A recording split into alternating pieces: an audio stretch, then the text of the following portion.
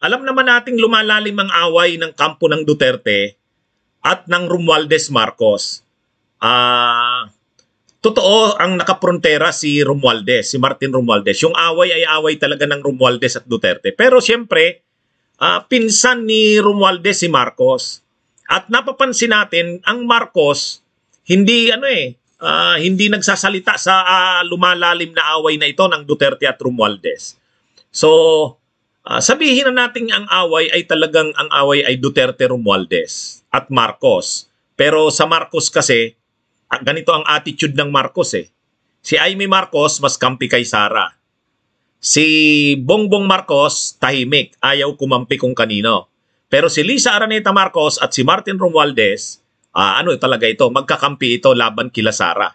So ganyan ang Ngayon ang tanong, sa tumitinding away na ito, ano ang magiging epekto nito sa kasong kinakaharap ni Duterte, nila Bato de la Rosa, sa International Criminal Court? Mali na sabihin walang magiging epekto yan. Sigurado magkakaroon ng epekto yan. Lalo pa, habang tumatagal, sumausaw pa si Duterte, pinagmumura pa ang Kamara, binantaan pa ang Kamara, lalo na si Franz Castro. Tapos, pinahiya pa si Martin Romualdez, hinamon pa. Alam nyo naman ang bibig ni Digong, hindi makontrol. Siyempre, ipagtatanggol niya ang anak niyang si Sara. Pero, pagkatapos nun, hindi rin nagpatinag ang Kamara. Naglabas ng statement yung mga leaders ng Kamara.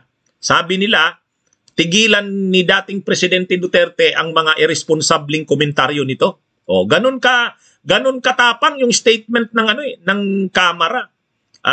Kaya sa tingin natin, sa lalim ng away na ito ng Duterte at Romualdez, mga kabunyog, hindi maaaring hindi maapektuhan ang kaso ni Duterte sa ICC. Yun kasi ang alas ng kampo ng Marcos at Romualdez eh. Ang alas talaga nila yung kaso ni Digong sa ICC. Tandaan natin nung nakaraang taon si Gloria Arroyo, nung panahon na yon wala pa yung away ng Romualdez at Arroyo wala pa yung away ng Romualdez at saka Sara. Kumbaga si Gloria Arroyo at si Martin Romualdez ay maaganda pa ang kanilang pagsasama sa Kamara. Nung nakaraang taon, sa pangunguna ni Gloria Arroyo, nagpasa si Gloria Arroyo ng resolution.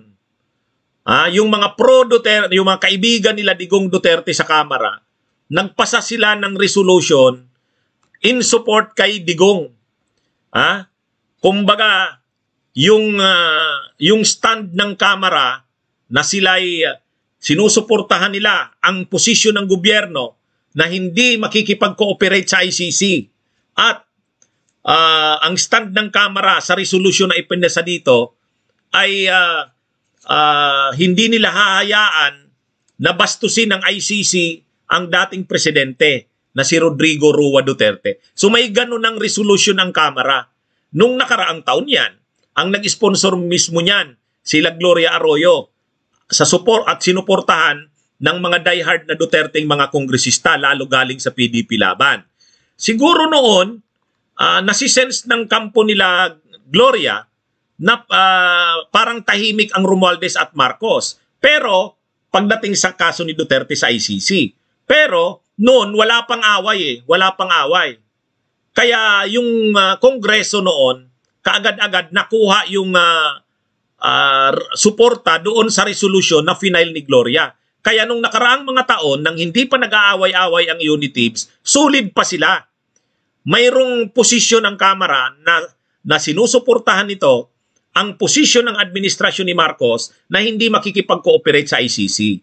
At poproteksyonan nila ang dating presidente sa anumang gawin ng ICC. May ganong sentimiento ang Kongreso. Kahit sa Senado, mayroon ding ganon. Pero tandaan natin, nagbabago ang panahon. Nang linabas ng Kongreso o ng Kamara lalo na, yung ganong posisyon noon, wala pa ang away ni Romualdez at ni Arroyo. Wala pa rin ang away ni Romualdez at ni Sara Duterte. At wala pa ang away ni Romualdez at ni Digong Duterte. Ay ngayon, naiba na ang takbo ng panahon. Naiba na. Kung lumalim ng lumalim, kung lumalim ng lumalim ang away ng Duterte at umabot sa punto na kahit ang Marcos ay mai-involve na sa away na ito. Sa ngayon kasi, parang ang stand ni Bongbong Marcos, ayaw niyang makialam. Parang sa kanya, wala siyang itulak kabigin. Pinsan niya si Martin Romualdez, kaalyado niya ang Duterte. Kaalyado niya ang Arroyo. Parang kung si Bongbong Marcos, ganun ang stand. Ganun ang stand. Ayaw niyang pumanig eh. Except si Aimee. Talagang si Aimee pumapanig kay Sara kaysa sa pinsan niyang si Martin. Kasi ang iniisip din ni Aimee, yung election sa 2025. Yung election sa 2025. Magre-re-election siya. Anyway, si Romualdez, kung papansinin niyo mga kabunyog, tahimik gumalaw eh. Tahimik. Tahimik, pero bumabanat. Napapansin niyo? Halimbawa, yung away nila ni Sara, nung tinawag siyang tambaluslos. Hindi masyadong, hindi mo masyadong mapansin yung negative na reaction ni Romualdez. Kaya nga marami ang nagsabi nun, mukhang okay na. Wala na yung away ni Sara at ni Romualdez. Tapos biglang lumitaw itong tungkol sa confidential funds. Biglang lumitaw ito. Anong nangyari? Ay di ba na-expose ng todo si Sara dito? Na-expose ng todo si Sara dito. Hindi ine-expect yan ng mga diehard Duterte supporters. Kahit nga sila Panelo, kahit sila Harry Roque ay nagsasabi. Sabi nila, kaya naman ni Martin Romualdez bilang speaker na kontrolin ng kamera na wag masira si Sara Bakit hinayaan niya yan? Di ba? Kahit sila Martin, kahit sila Harry Roque, sila Panelo, yung mga vloggers ng Duterte, naghihinanakit sila kay Martin Romualdez kasi sabi nila, hindi pinagtanggol ni Martin Romualdez si Sara, hindi protektahan. Hinayaan daw ang Makabayan Black na gisahin si Sara Duterte. Ngayon, hindi inaasahan nila Roque yon. Sabi ni Roque, akala ko ba kasi nagkaayos na yan Akala ko ba tapos na, pero dito lumilitaw, hindi pa. At matindi yung matindi yung ganti ni Romualdez. Bagamat siyempre, hindi naman aaminin ni Martin Romualdez yan. Sa mga statements ni Martin Romualdez, ang sabi niya, hindi, walang politika doon. Yung pag-zero ng confidential funds ni Sara, ano lang yun? Dala lang ng pangangaila na pagprotekta ng interest ng bayan. Siyempre, standard namang paliwanag yun Siyempre, sasabihin mo, walang pamumulitika doon. Isinaalang-alang lang talaga namin ang interest ng bayan. Siyempre, ganun yung ganun yung sabi ni Romualdez. Pero walang naniniwala dun Masyadong mabigat yung pinagdaanan ni Sara sa kamera. Walang nagtanggol sa kanya. Walang nagtanggol na mga kongresista. Kaya naghihinanakit nga yung kampo ni Sara. Lalo na sila, yung mga Romualdez. Lalo na yung mga Duterte. Kaya nga galit na galit si Digong kay Romualdez Kasi nakita rin ni Digong kung anong ginawa nila Romualdez. Malinis trumabaho sila Romualdez tahimik Nakaganti siya kay Sara, pero satel, disimulado Disimulado. Disimulado. Ngayon, ang problema, lalo nilang inaaway si Romualdez, lalo na si Digong, maaanghang na ang mga salita kay Romualdez.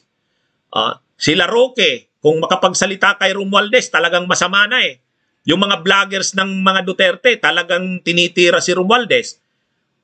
Sa tingin ko, lalong lalalim yan. Pag lumalim ng lumalim yan, yung dating solid na suporta ng Kongreso, ng Kamara, para kay Duterte, sa kasong kinakaharap nito sa ICC, malamang maapektuhan yan. Maapektuhan yan mga kabunyog. Baka magbago ng ihip ng hangin. At tandaan natin, si Martin Romualdez ay kaibigan na matalik sila Rimulya. At alam nila Rimulya, alam nila Guevara na ang malakas sa administrasyon ni Marcos ay si Romualdez at si Lisa Araneta. Alam yan. Alam yan. Kahit yung mga tinanggal na dating gabinete ni Duterte, ni Marcos, si Victor Rodriguez at saka si Trixie Cruz Angeles, kanino sila galit? Galit sila kay Romualdez at saka kay Lisa Araneta Alam nilang ito ang kumukontrol ng administrasyon ni Marcos. Alam nilang si Romualdez at si Lisa Araneta talaga ang nagpapatakbo.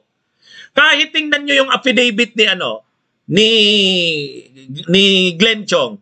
Ano yung kwento ni Glenn Chong? Umaasa siya na i-appoint siya sa COMELEC.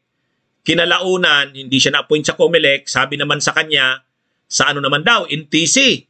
Pero nung bandang uli, may nakarating daw sa kanya na ayaw daw sa kanya ni Martin Romualdez. So, kausapin daw dapat si Martin Romualdez pagbalik nito galing abroad. O, di ba? Kwento yan ni Glenn Chong. Ibig sabihin, talagang si Romualdez, sila Lisa Araneta Marcos, ang mga makapangyarihan sa likod ng administrasyong ito. Si Marcos, display lang eh. Display lang. Display lang. So, kapag lumalim ang away ng Romualdez at Duterte, sa ginagawa ni Digong na binabastos nila lalo si Romualdez, sa ginagawa nila Roque na binabastos nila si Romualdez, lahat ng tao ng Duterte tinitira si Romualdez. Ano sa tingin nyo magiging reaksyon ni Romualdez? Kaya niyang impluwensyahan sila Guevara eh. Solgen. Kaya niyang impluwensyahan si Rimulya. Magkakasanggang dikit sila Rimulya at saka sila Romualdez sa administrasyong ito. Ha? Di ba mga kabunyog, mga kababayan? At kapag na-impluwensyahan ni Romualdez si Rimulya, sila Medardo Guevara, posibleng lumuwag ang stand nila tungkol sa tungkol sa kaso ni Digong sa ICC. Baka mag-cooperate bigla ang gobyerno. Kawawa si Duterte dyan. Pansinin nyo, may nag-recant na dalawa na namang testigo kay Leila de Lima. Makikita natin dyan. Kapag yung testigo na yan ay hindi na kinontra ng DOJ, ibig sabihin yan, nagbabago na ang stand ng DOJ at ni Marcos. Ibig sabihin, dumidistansya na kay Duterte.